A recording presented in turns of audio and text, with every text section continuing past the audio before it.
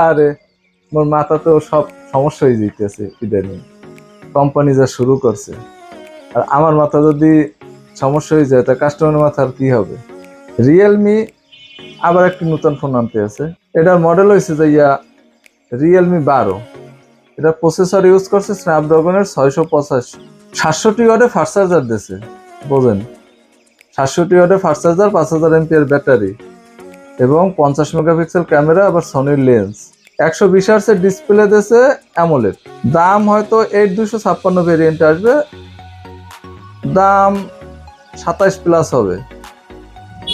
তাই 2 দিন পর পর এত যদি নতুন ফোন আয় আর নতুন প্রতি কোম্পানি বের করে, তাই দোকানদারের মাথা তো নষ্ট হয়ে যাবে, সাথে সাথে কাস্টমারের মাথাও নষ্ট হয়ে যাবে। ডিজাইনটা আমার কাছে খুব ভালো লাগছে, আপনাদেরও ভালো লাগবে।